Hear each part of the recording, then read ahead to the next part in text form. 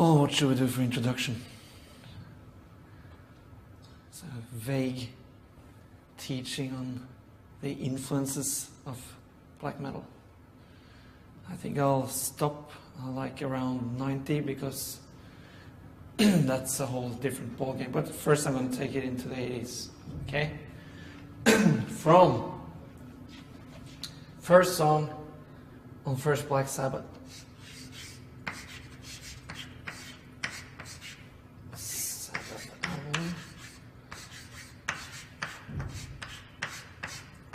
Because it goes like dun, dun, dun.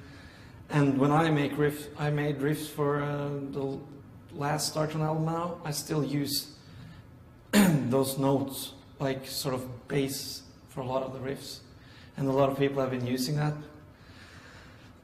to make the grim or even eerie sound, and that song just plays deliberately on that particular riff from most of the song. So,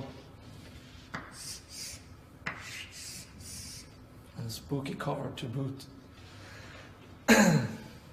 Moving on to maybe not the typical, but let's just include Motorhead for good taste.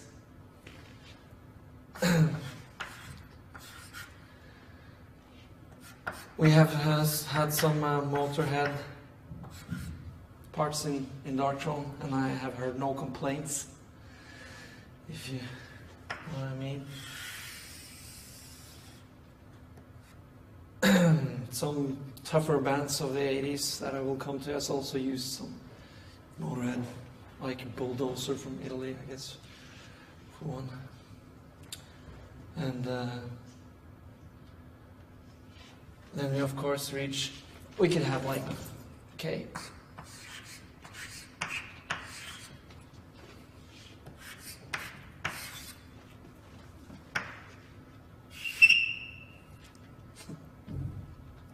And then Venom, of course. I'm doing this simple now because we basically just have this from the 70s. Also, a lot of metal people tend to be my age, or a little bit older, or a lot younger. And we were just tiny tots at the time. We didn't really venture into the obscure. Venom, the oldies favorite, of course.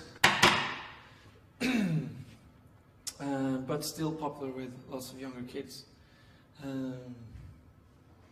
Because it's popular with the older ones, I guess. They want to find some essence there.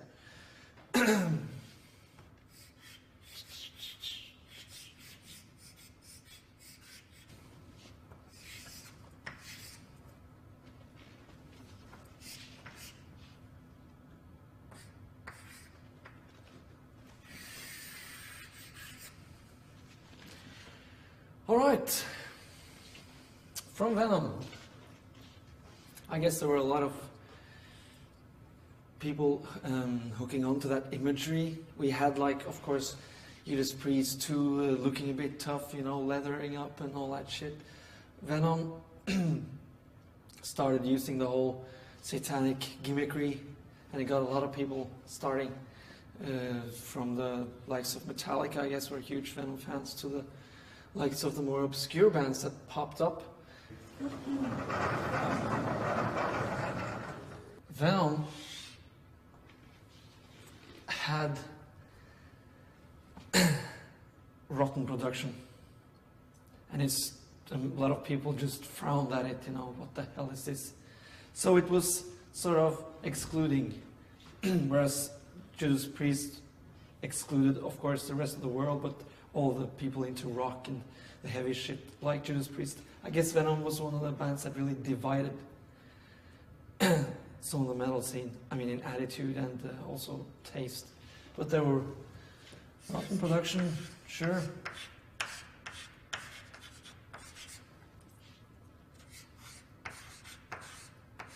You could say even lo-fi.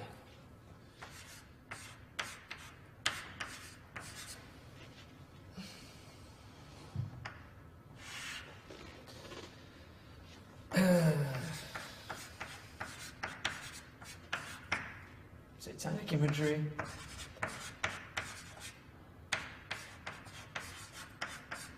Of course, the leather and some swords were there, and you know, the whole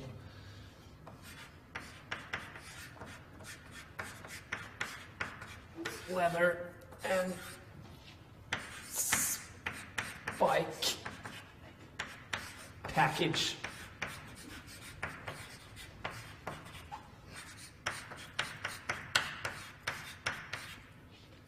Mythical, let's call it stage names.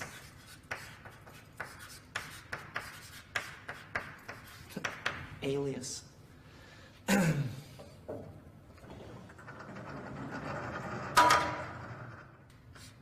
Hellhammer.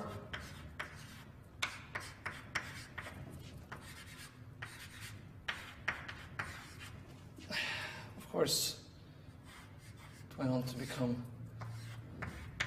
the Mighty Mouse, Celtic Frost.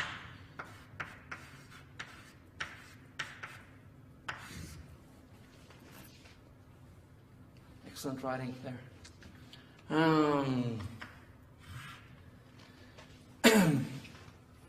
Now in the States, there was this thrash metal emerging from the aftermath of the new wave of British heavy metal, the Norwegian. And the Americans had Metallica sums it up because it was metallic.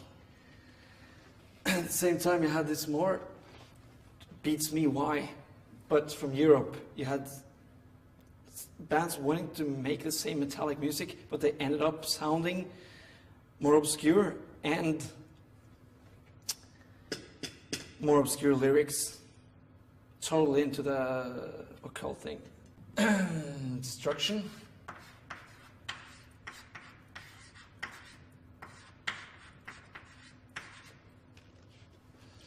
And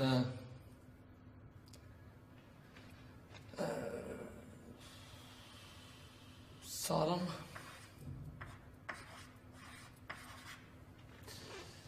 I think the links between Venom and Sodom are really obvious if you can listen to the early material of Sodom. Could also include the Creator, but they moved away from the occult pretty quickly, but they used to be called Tormentor, and it was they looked like proper European metalheads at the time, you know. Not so influenced by Venom, but later on came bands like Merciful Fate,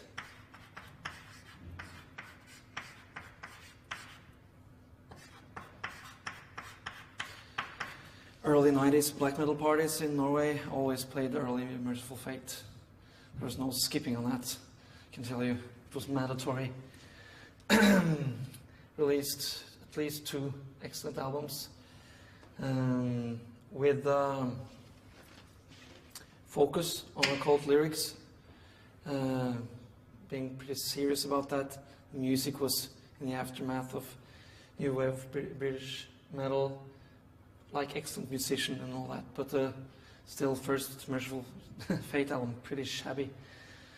I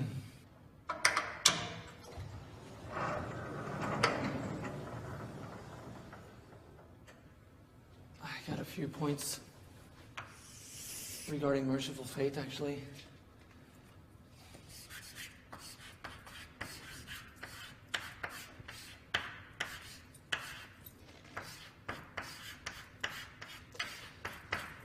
The seriousness of the lyrics, especially for me in the second Merciful Fate album, sort of converted me into the whole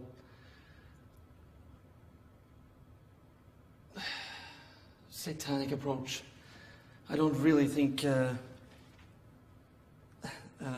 early Creator demo convinced a lot of people or made them think a lot about the subject, but he's bringing some LaVeyan aspects into it,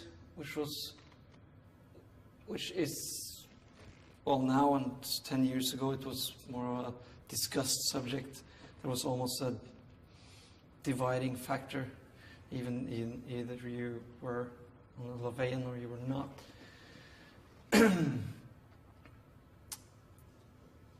The initial idea of black metal from the likes of Euronymous really, he did not exclude Merciful Fate, but he did not want black metal to be a LaVeyan thing. He thought that black metal had nothing to do with that at all. I guess I'm I can agree with it, but still, Merciful Fate, they don't exactly they don't have a lot to answer for.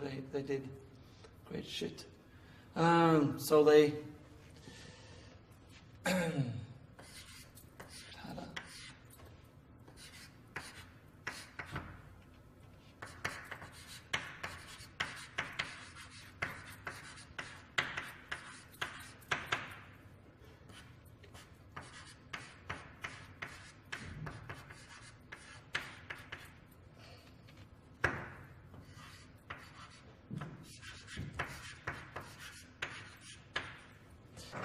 I just enjoy doing this so much.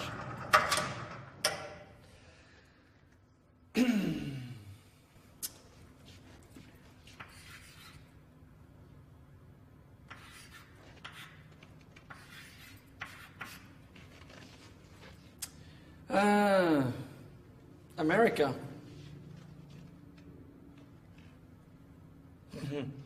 USA, yeah. They probably had over here, they had like Possessed. Yeah, Slayer. Huge point. It was about the same time here. Of course.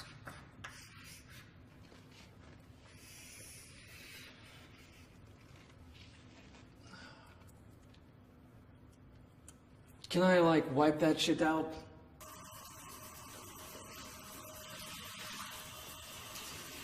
Well, attitude-wise, I'd definitely say first Slayer's black metal, because their thrash at the time that they were probably attempting to do was not very convincing, but it was definitely metal, and it was black. One of the few, I guess, big American bands that had some occult or satanic grim or whatever lyrics. And one important point is that they became huge from that fundament which they started at. In the scene at that time, it was normal when a band became big, like Slayer. The lyrics grow more conventional. It was a thing in the 80s scene that was often discussed about wimping out both musically and lyrically. I don't think Slayer did that. Slayer has still huge respect.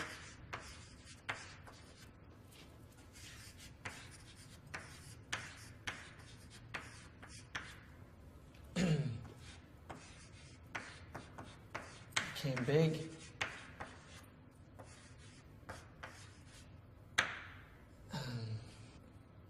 But there were an ear opener, because they started using all those half note riffs that became death metal.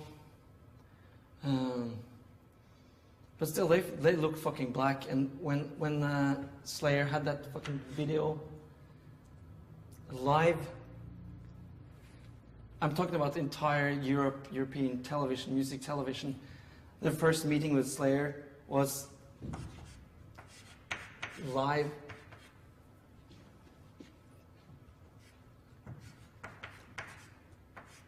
Fucking evil sounding. That shit they not.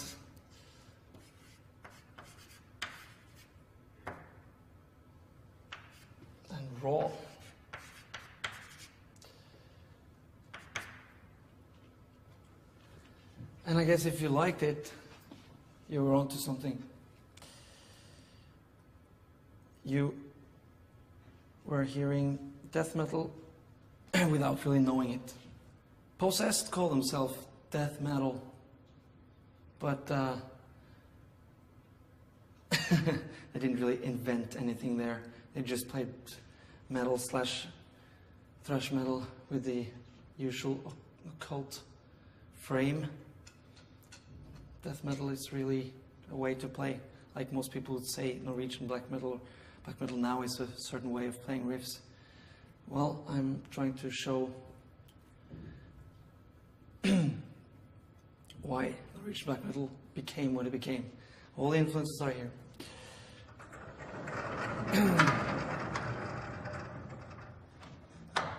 Yeah. All right.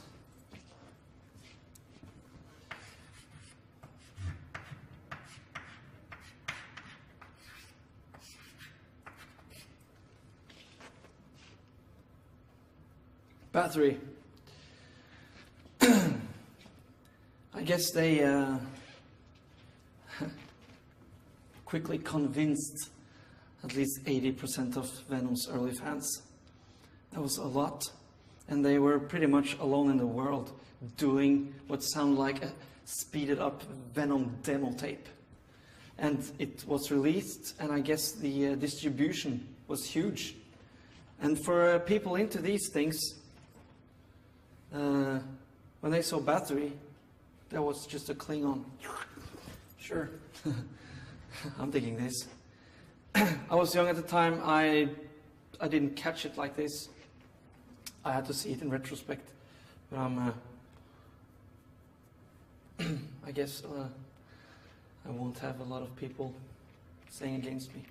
You should maybe have an older guy here that has seen everything saying, "That's correct, Fenriz. Oh, Fenriz, I don't know about that one." But I'm running the show here. Bathory. Also at the same time, bands like Mayhem popping up.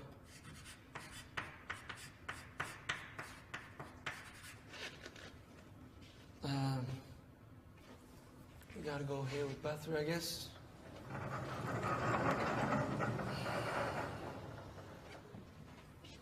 Bathory.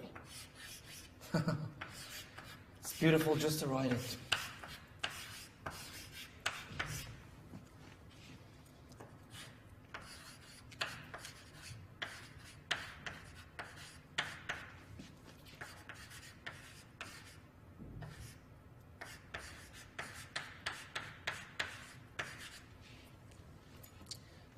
Biggest inspiration on the Norwegian scene.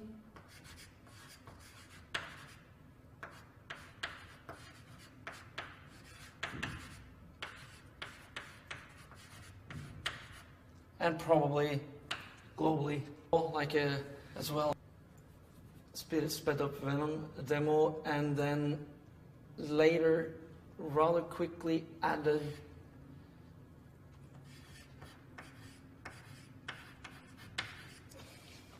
atmosphere.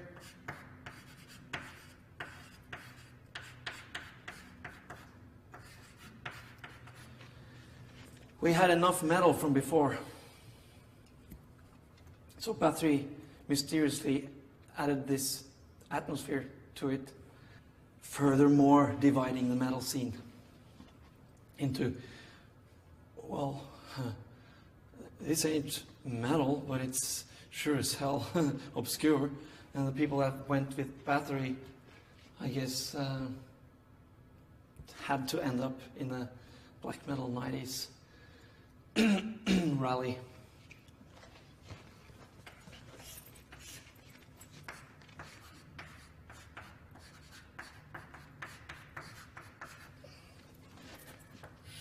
Next step, around 88, from the late 80s, they include the whole Viking.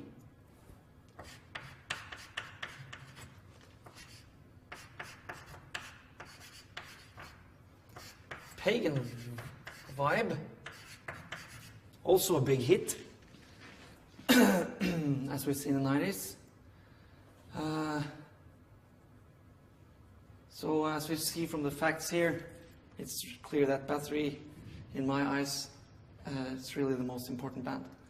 He also had the very raspy, witchy vocals.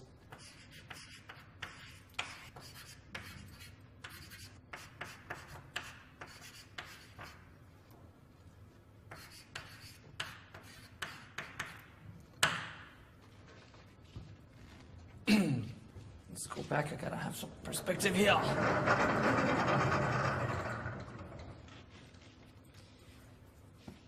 No, not a lot of rasping, no. Pretty raspless. I don't know. At the same time, around this time we had more metal, fucked up bands like Bulldozer, I guess.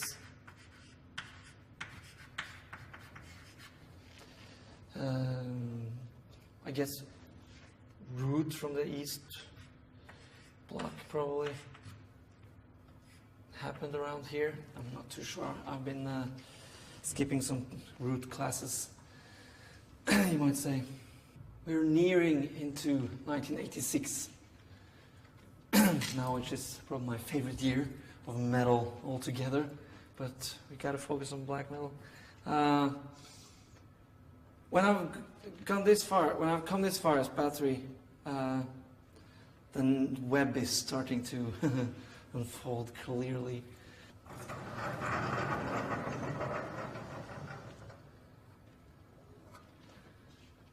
When you listen to the first Bathory album, the rasping voice is probably the one that you will hear from the Norwegian sound, the 90s trend that you will hear most similarities to.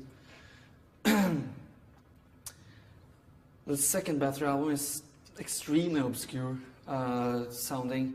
This one was more like Venomish rock and roll. They're moving away from it in the second album, and then they're dropping the third Bathory album, which carries most similarities to the 90s scene of all albums of the 80s.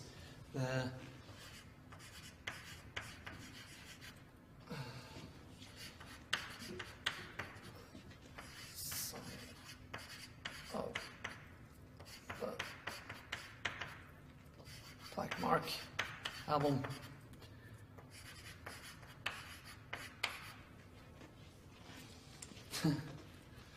This is where the audience should go, duh!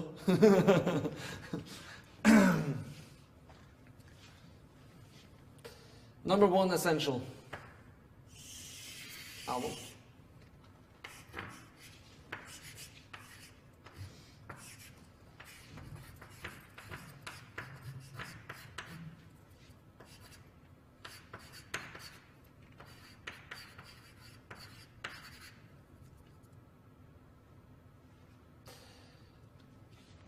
I think I'm through with Bathory.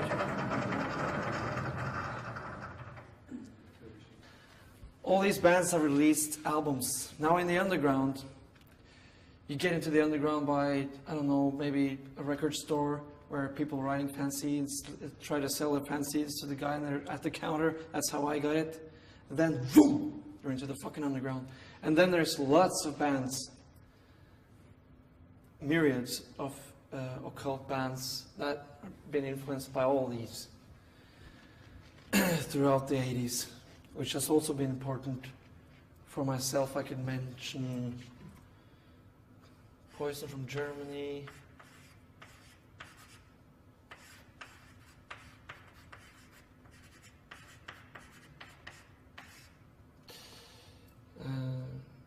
that never made it, just had to quit. I should have talked a little bit more, but this is just an example. I can take some others if you have like, yeah, Obscurity from Sweden.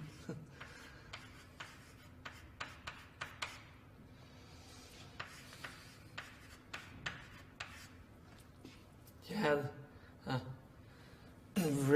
demonic, if I may say so, sounding band from Australia, Slaughter Lord.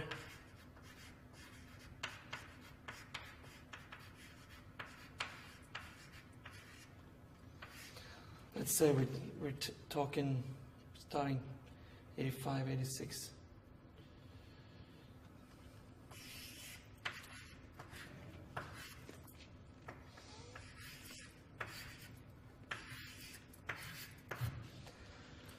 We have albums out by Slaughter from Canada. That's strictly for connoisseurs, actually, but hugely inspired by Celtic Frost. That's important. Not a lot of bands were actually early Napalm Death was Celtic Frost inspired. You have Middle Europe, no, the Middle American scene. I'm just kidding, of course. No bands from Honduras that I know of released anything at the time, but you had South America, early Sepultura. Yeah, let's include them. Don Kay of Death Vine Column in Kerrang at the time said that they had a sound that would turn flowers black. Not an extreme metaler with well, any extreme metaler with pride would check them out. And of course, you couldn't get it in the store. You had to write it, to send money to get it. Early Sepultura.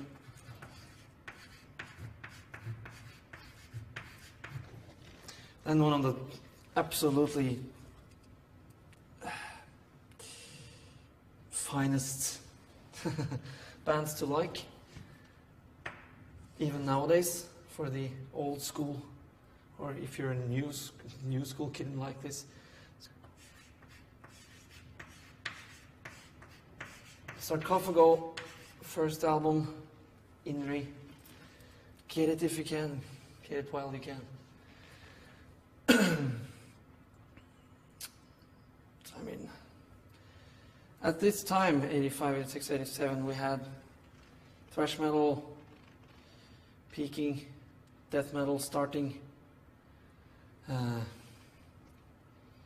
First death metal album, let's just say that the first death metal album was Death, first Death album, out in 87. You can imagine the trend always comes 4 years, 5 years after the initial. King Diamond, of course, had his Paint. Mayhem used Corpse Paint, I guess, later when they got Dead from Morbid. Morbid was a Swedish band at the time. Actually, we could have like a fist.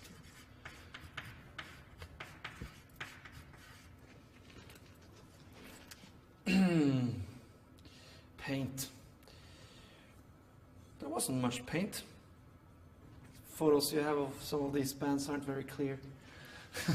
It's pretty obscure, some of it, but they've luckily grown to become cult acts nowadays. Damn, I was onto something, but I forgot. Well, you have 87 starts pop up things like Darkthrone, Rotten Christ from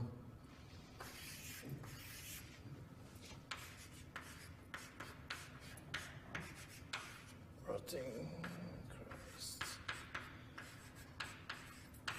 from Greece.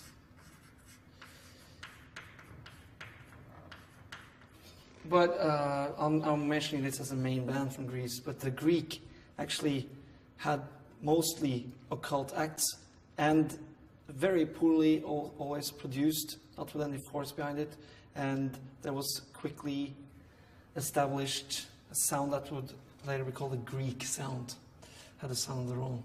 It wasn't like Italia had the sound of their own, the Greek sound existed. We have a Greek sound, Swedish sound, Norwegian sound, not Danish sound.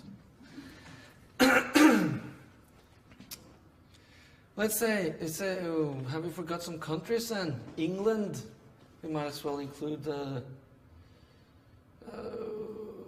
Onslaught.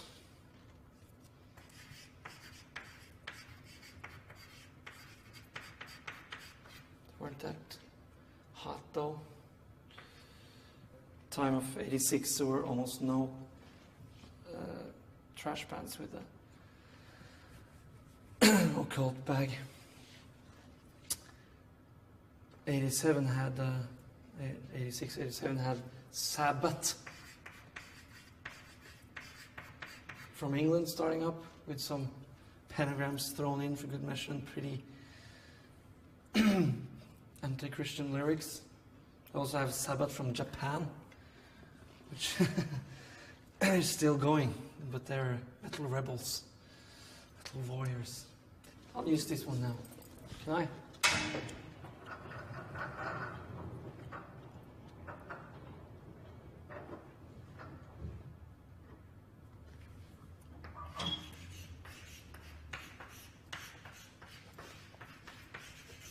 Oops.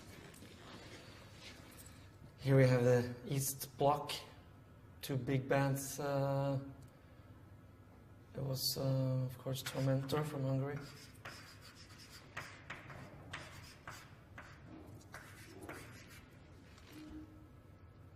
And Master's Hammer.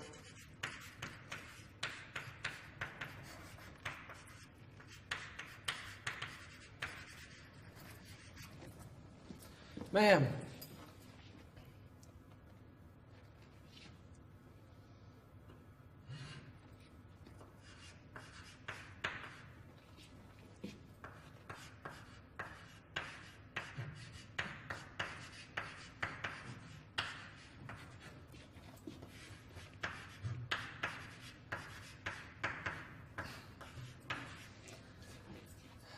Oh, starting to spell incorrectly as well. No, I can't write unexplainable anymore. But what? Yes. That doesn't look right. Unexplainable grimness. Started out in 84, I guess, around there. And it was the only Norwegian band, so it's sort of special for us. Later came Vomit, but Mayhem, let's talk about Mayhem.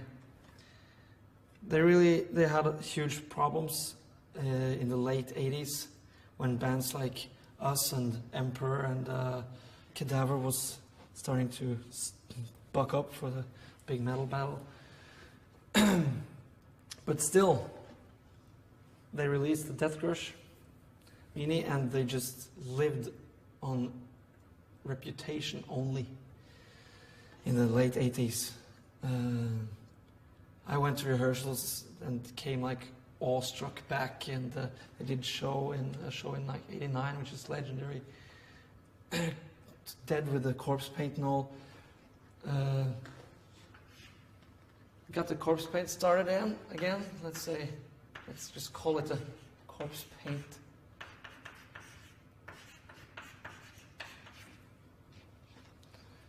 Revival. Sarcophago. Use corpse paint. And they're fucking from Brazil. I'm telling you, man.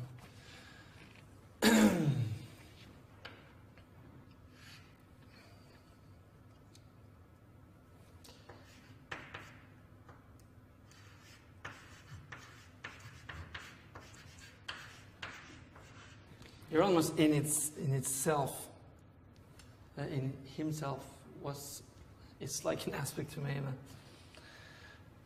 You want to include, he was keeping a lot of the occult scene. I guess he was one of the people that kept all these bands together and all the other obscure bands in the underground, because what I'm describing here is not a musical style. It's a different bands that has something to do, sounds, a lot of them totally different, has something to do with metal, something to do with obscurity, something to do with the occult. So there's no style, so there's no people buying it. You know, like death metal was starting to get big here, thrash metal was selling shitloads, like didn't have anyone buying this stuff, so there was an underground thing. Euronymous plus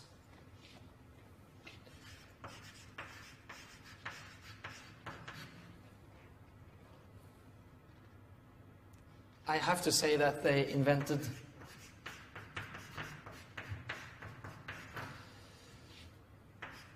the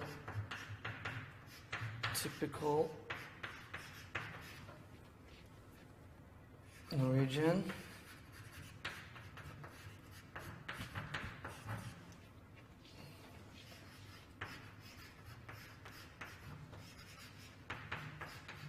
black metal riff.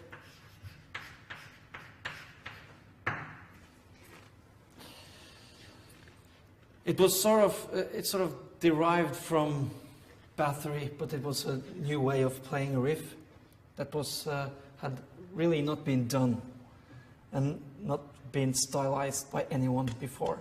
That's what Snorre and Euronymous did, and to my knowledge they did this in '89. Well, you have a chord and you have fuzz, but you don't play 1-1, you play 1-1 up and down, and you have the notes cling together so that you have the fucking eerie notes and they all stream together, creating this incredible eerie sound. Like, sends fucking chills down your spine if you're able to adapt it.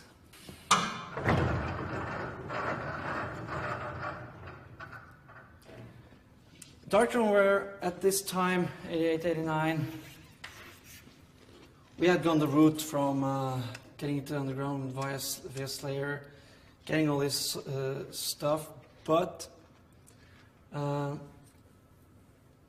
we were following the metal wind, one could say.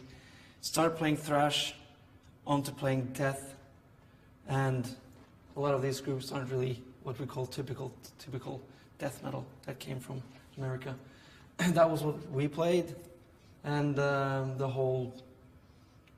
lot of the scene, both underground and overground scene, was pretty death metal based at this time. I would just want to say the reason why I started to listen to this shit again for the second time and then understanding it differently. Euronymous, of course, understood this the whole time through because he was older than me and he got it all the way. I came in here, had to go there. One summer I was listening to a death metal compilation tape. One song by Tormentor there. That was not death metal, but it was like all this, just mid-80s, all together, one song made me say, what the fuck am I doing? Why am I listening to death metal? This is it. I'm taking out my old albums. And from there, I just started listening to that. And then I started, at the time, I of course knew what Mayhem was doing, but we were really involved in the death metal thing. But from there on, I started listening to this shit again, and I started getting more interest in talking to people that were into the same shit. Therefore, we started later hanging around Mayhem a bit more. So Tormentor, 89, turned my fucking head again. On to the 90s.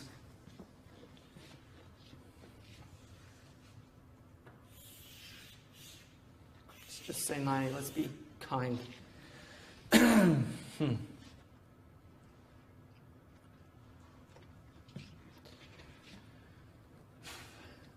Mayhem, the black metal riff, Mayhem starts making new songs, which has these riffs. Basically, Mayhem was the first Norwegian black metal band in the forefront, the avant-garde.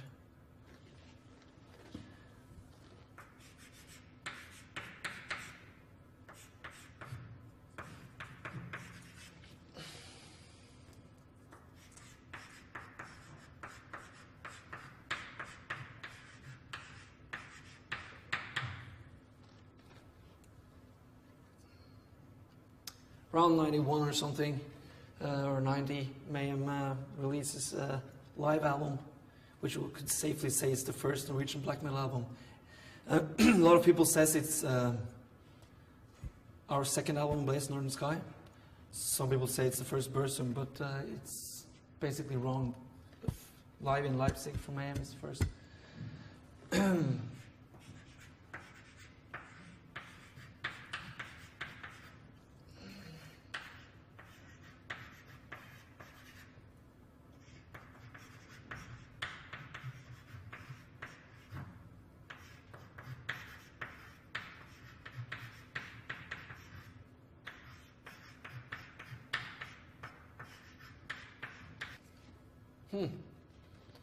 I forgot. I gotta say, man, in '91 when Euronymous opened up shop, there really weren't a lot of bands apart from this going for the black metal sound. Of course, I have like later on it's.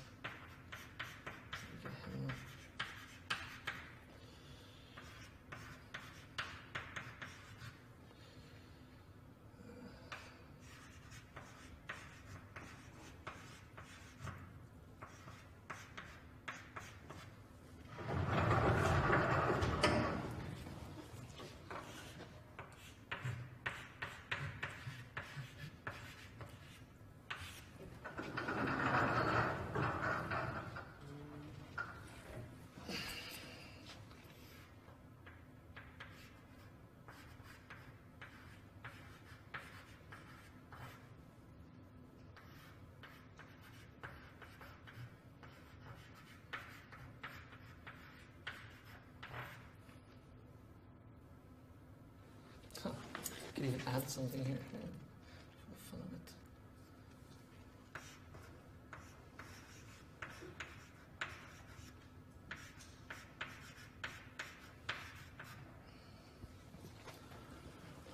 Let's see, 90.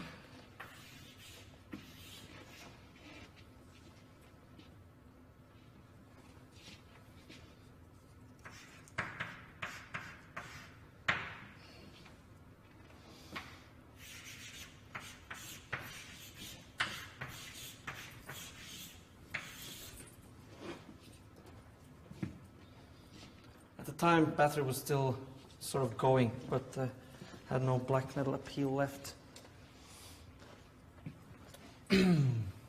Started losing track in '93, something like that. I'd be like away from the scene for a year, and then not really listening to what other people did, and then I made like riffs for the Transylvanian Hunger album and stuff. Sigurd told me like, well, you know, it's okay, but everyone else is doing this now. Are they? God damn it! The Norwegian black metal riff had like exploded. Everyone's making their version of it. Basically '93 stuff. Yeah. It starts to get shady from here, I'm telling you. So I'm not going to go into that. I'm just calling it the Myriads, and that's it. But at the time here, we really had no press at all. It was just this Norwegian clique, and we were all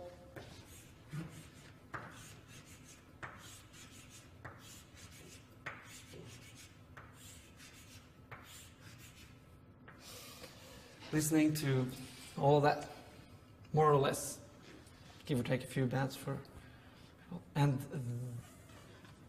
that's why we had a similar sound. That Euronymous actually was starting a label was probably cool for like 80 people around the world. Like really globally, because it's always been global. Euronymous made a big point by having a huge map in his office, having pins in the map from where he had contacts. I always want to have contacts in Africa and shit like that. He craved that. The quality of the music, for instance, was not important for him as long as it were from a troubled situation that it was supposed to be like a struggle to be a metaler. It should be hated. Important. I'm feeling like I've completed when I'm feeling like I'm going to feel when I complete the Darkthrone album. One huge chore that I feel sliding off my shoulders now. Yeah.